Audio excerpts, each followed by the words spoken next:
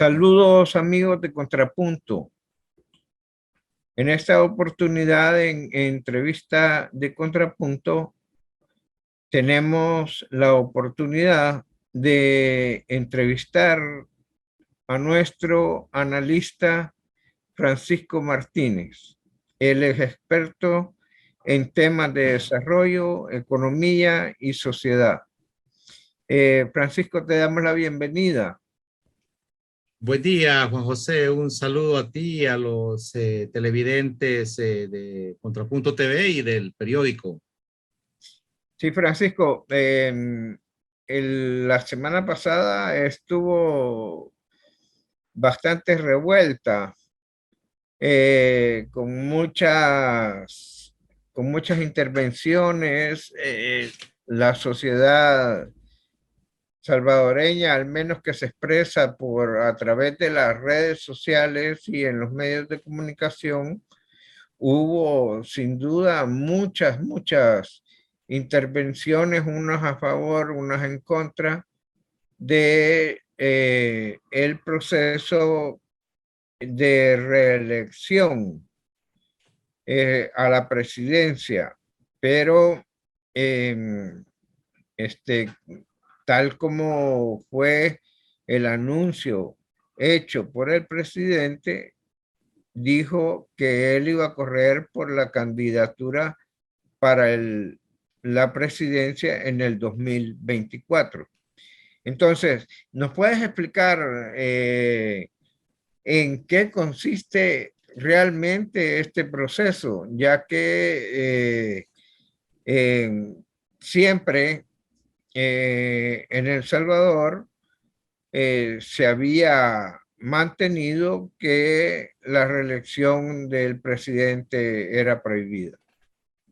Sí, lo que pasa es que creo que este es un tema que era sabido que iba a suceder, estaba claro, y creo que hay que pasar en primer lugar por asimilar este cambio de correlación política que se gestó en la crisis de los partidos políticos tradicionales por su incumplimiento a las promesas sociales y por no estar a la altura de los nuevos tiempos.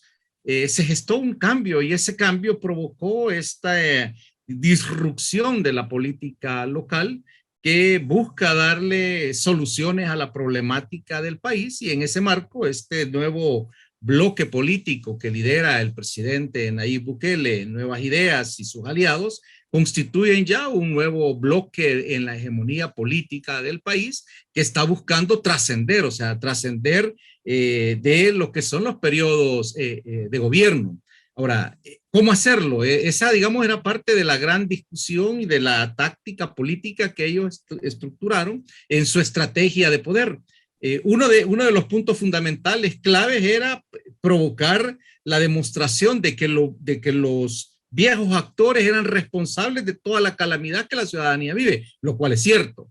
Que 200 años de gestión de la política en este país estuvo al servicio de intereses oligárquicos proimperialistas, lo cual es cierto. Que no se tuvo en cuenta las necesidades de las grandes mayorías y que las grandes mayorías fueran sometidas a un empobrecimiento constante, es cierto. Entonces, todo eso era como el análisis político de base para esto, que diferentes generaciones de luchadores sociales proclamaron una lucha por la libertad, por la justicia, por la paz, por la soberanía nacional, por la autonomía. Todos esos elementos son los que el grupo político que hoy lidera el presidente asume como elementos claves y se lanzó a la conquista del poder. En la conquista del poder prácticamente encontraron un terreno allanado por las luchas sociales de muchos de nosotros, y eso llevó a que en 2018 evidenciaran la crisis de la partidocracia cleptocrática que se había instalado en el país, neoliberal, a partir de los acuerdos de paz, y ellos básicamente desarrollaron una agenda política muy simple. Si queremos cambiar, con ellos es imposible. Y eso es básicamente el discurso que está alrededor de devuelvan lo robado, ese es el discurso que está alrededor de que es posible construir un país sin esas viejas prácticas y que hay que hacer las cosas diferentes al recetario que El Salvador ha recibido en todos estos, digamos, en todos estos años. Por eso es que al estructurar su discurso, lo primero es: ganan el gobierno, el presidente Nayib Bukele gana con una importante mayoría, derrota a los dos partidos en conjunto. Eso le permite ya dar el siguiente salto. En el marco de la pandemia quedó evidenciado que esas fuerzas políticas no estaban en función de los intereses nacionales y le generaron un espacio suficiente para demostrar la necesidad de construir una nueva mayoría. Construyen en las elecciones de 2021 una nueva mayoría y con todos los antecedentes, las malas prácticas, la visión antipatriota, la falta de compromiso institucional de diferentes actores, lleva a que este grupo político haga los cambios necesarios para generar el golpe de timón que el país necesitaba. Y en ese marco se da una serie de acciones políticas. Todo lo que se dio en la destitución de los viejos magistrados, conforme dice la Constitución, la destitución del fiscal, la creación de un ambiente político de cambio y finalmente lo que se da con todo lo que es el enfrentamiento a la delincuencia. Todos esos elementos presagiaban ya, Juan José, presagiaban ya la noticia del 15 de septiembre. Perdóname un espacio ahí. Hay gente que declara que ese proceso que se dio así de quitar a los viejos magistrados, nombrar nombrar una nueva sala de lo constitucional, elegir a un nuevo fiscal, darle licencia a una serie de abogados con más de 60 años, todo ese proceso, hay quienes lo catalogan como ilegal, ilegítimo. ¿Cómo se puede interpretar realmente esa situación? No, es el uso de la correlación de fuerzas y el 186 es claro. El 186 establece de la Constitución que los magistrados son electos por la mayoría calificada y son destituidos en igual forma. O sea que ahí básicamente está cumplido, digamos, lo que dice la Constitución. ¿Que hay causas atenuantes? Por supuesto, hay un legajo de información que establece, digamos, unas condiciones que ellos las ocuparon como la argumentación, digamos, fáctica, la argumentación de los hechos que les permitieron llegar a la consumación de la decisión que les permite a este bloque político la destitución de esos magistrados y elegir unos nuevos para poder, digamos, llenar el vacío institucional y que estos nuevos se configuraran en una nueva, digamos, sala de lo constitucional. Esa sala empieza a tomar resoluciones y, por supuesto, y no serán acordes a los intereses de alguno y, por lo tanto, viene ese juego del poder político, de la doble moral. Si las resoluciones te favorecen, entonces las resoluciones se acatan. Si las resoluciones no están en la línea de tu interés político, entonces se cuestionan, o sea, se buscan torpedear. Esa es, digamos, la doble moral de estos demócratas de medio valor, que son los que hoy tratan de poner en el centro la discusión alrededor de la legalidad y la legitimidad. Y aquí hay dos puntos. Legalmente, las decisiones fueron tomadas conforme a la Constitución y legítimamente están respaldadas por la mayoría que este grupo político nuevo, que ha hecho, digamos, la construcción de una nueva correlación de fuerza, ganó con el respaldo popular. Y la gente lo que le dio es el mandato de vaya y resuelva. Entonces, lo que este grupo político está haciendo es resolver.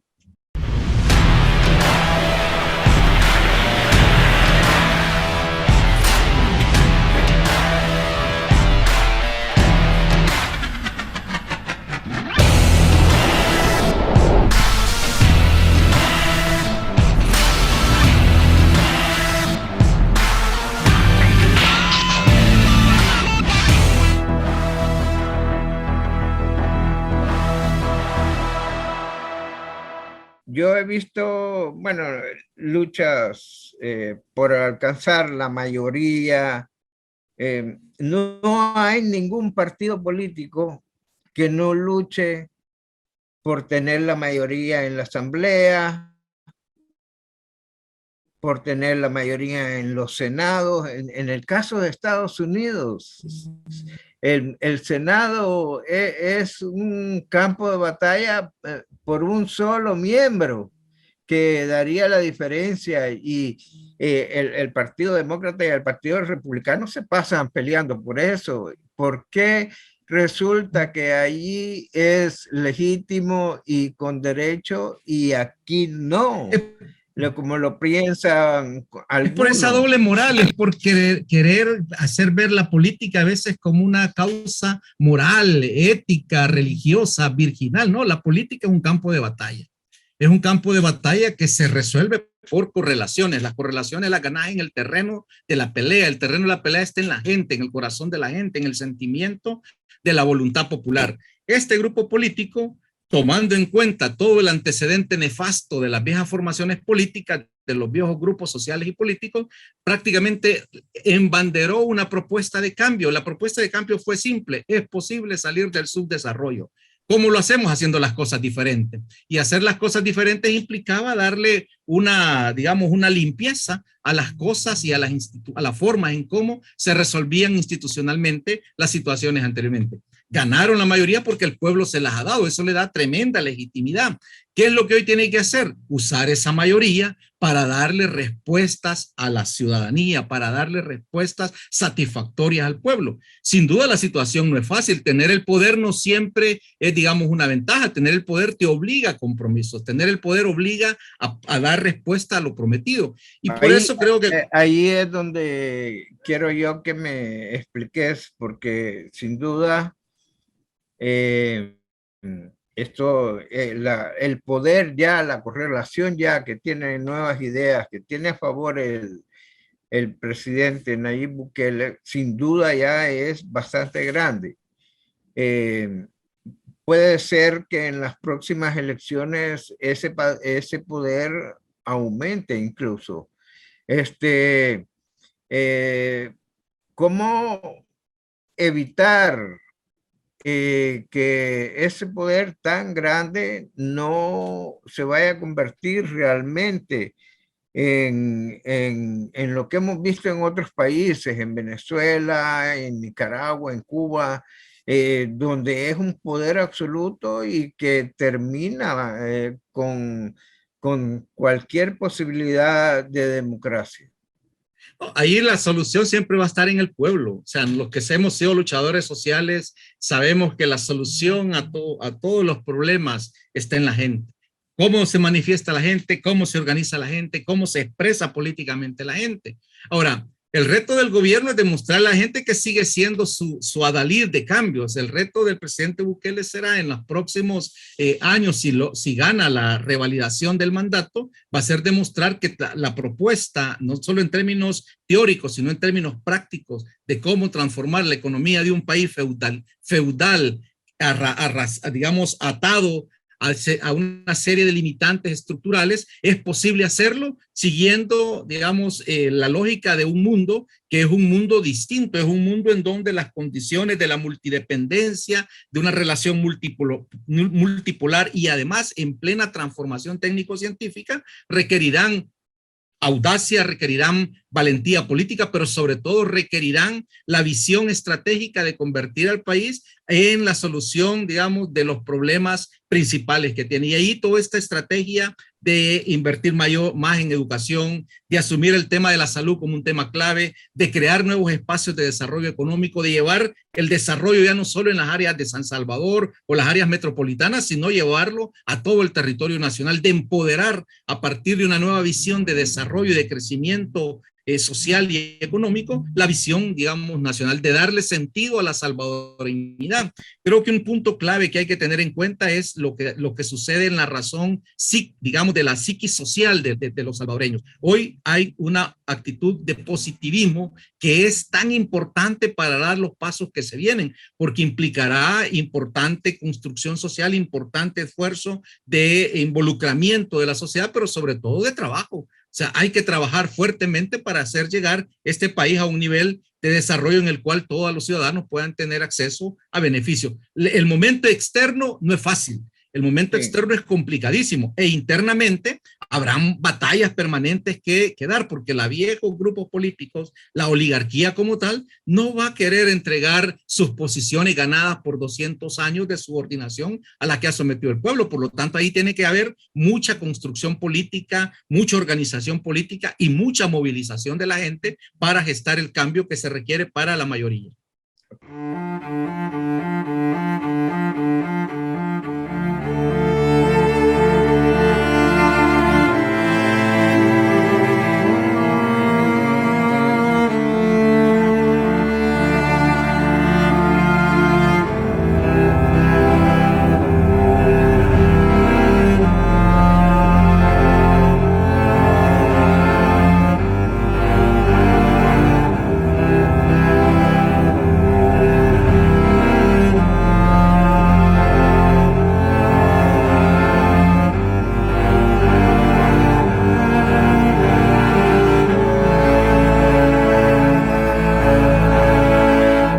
Francisco, el presidente dijo que él iba a correr por las elecciones en el 2024 como candidato. O sea, eso quiere decir que se va a enfrentar a otros candidatos. ¿Cómo ves? Ya hablamos bastante de la parte, digamos, del poder actual, de la correlación que tiene el poder actual enarbolado por Bukele. Pero ¿cómo ves a la otra parte en relación a la formación de una candidatura o de otras candidaturas que puedan ser competitivas para enfrentar a Bukele?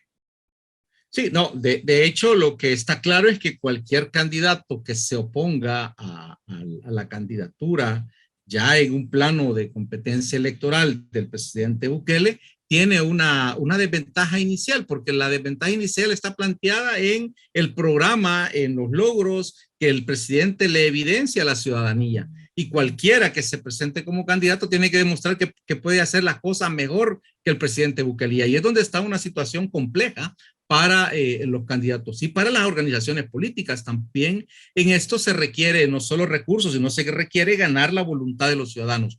Hoy por hoy, la voluntad de la ciudadanía, la expresión de respaldo ciudadano está mayoritariamente hacia el presidente Bukele. Ese es un hecho político incuestionable.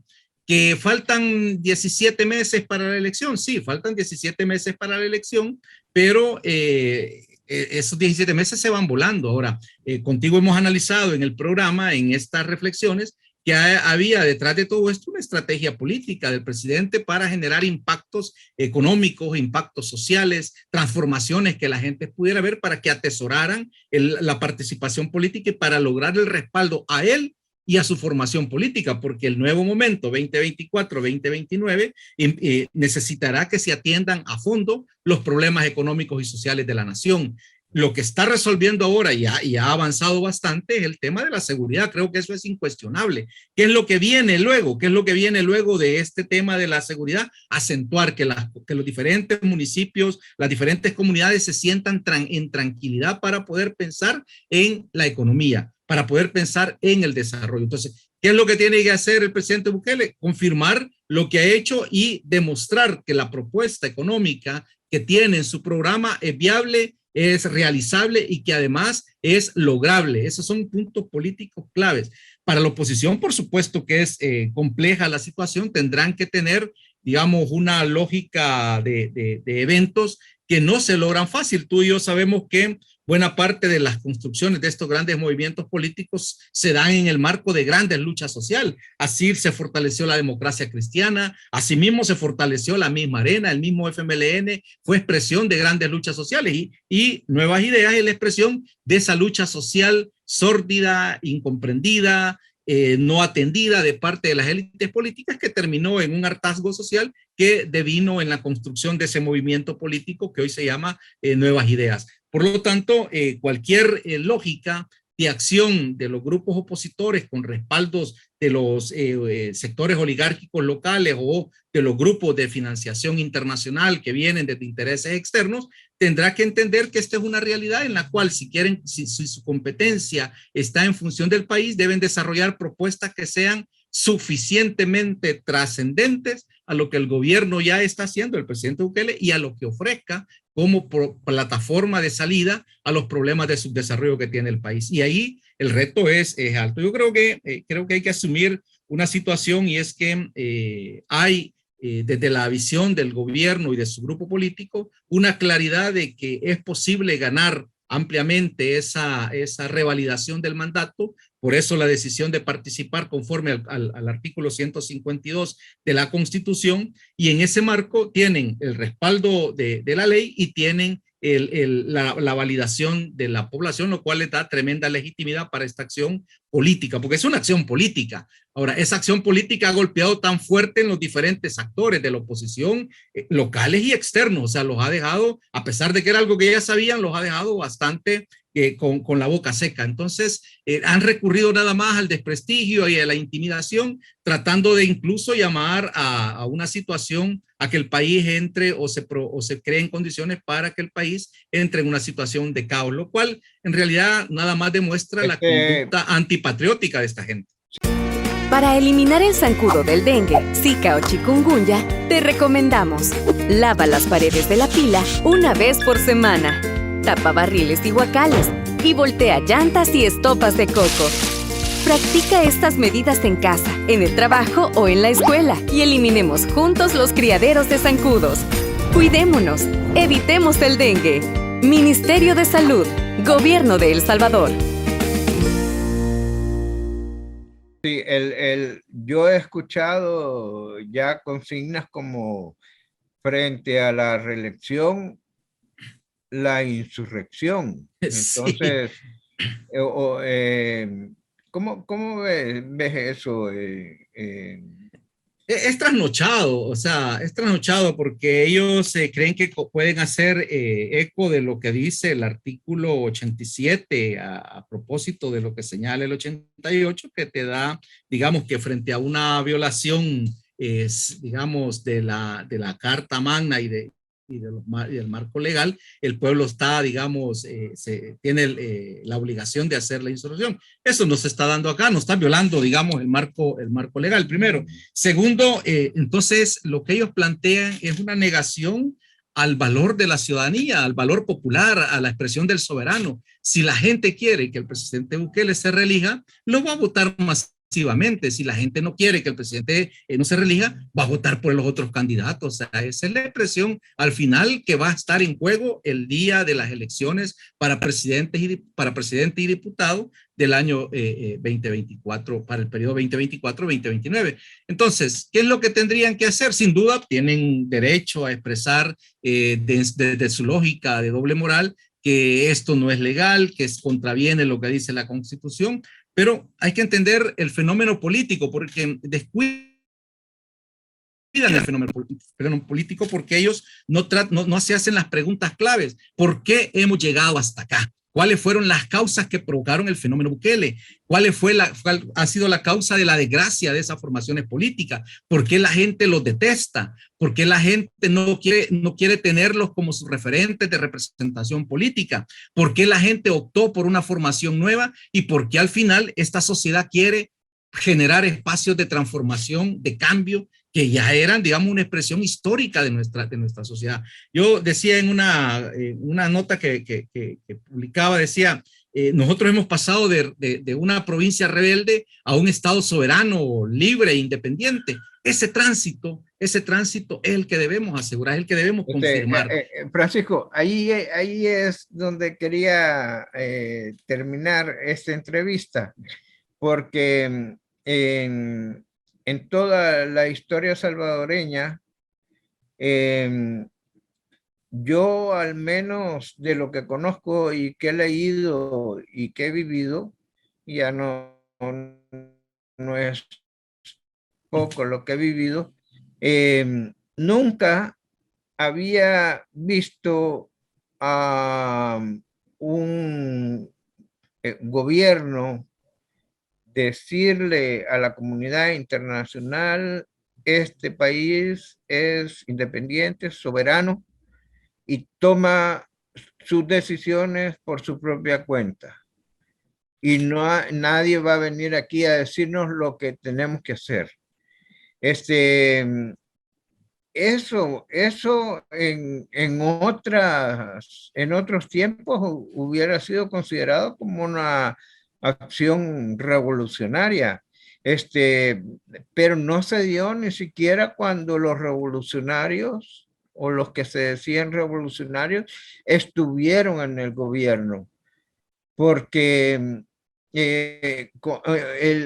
digamos, el enfrentamiento con Estados Unidos o las contradicciones que han habido con Estados Unidos se debe precisamente a eso. ¿Qué opinión tenés de esto? No, es clave tener un discurso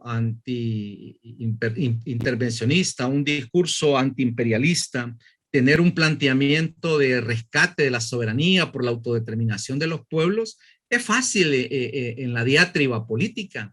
El punto es cuando estás ejerciendo el poder político, cuando sos gobierno, porque entonces sentís de verdad esas presiones. En otro momento lo más seguro es que a quien dijera esas palabras lo hubieran llamado, como decíamos nosotros, a la casona, ¿te acuerdas? Lo hubieran llamado a la embajada, lo hubieran llamado los poderes reales para pedirle cuentas, lo hubieran llamado a las mansiones para que diera cuentas de por qué estaba haciendo esas expresiones. No, hoy esas expresiones se dicen, pero también reflejan un comportamiento. Cuando el presidente dice, queremos hacer las cosas para el beneficio del pueblo siguiendo los mejores ejemplos, no diciendo, no haciendo lo que ustedes dicen que hagamos, porque la mayoría de cosas que ustedes dicen que hagamos se ha demostrado que no son de resultados positivos para nosotros. Por lo tanto, dice el presidente, vamos a hacer aquello que ustedes hicieron y les sirvió. Vamos a hacer aquello que a nosotros nos parece que es perfecto para el beneficio de la sociedad. Y eso es un rescate del planteamiento de soberanía, de auténtica visión por los intereses nacionales. Y eso es en buena parte que característica de este gobierno, un gobierno de características populares con un amplio sentido nacionalista. Ya.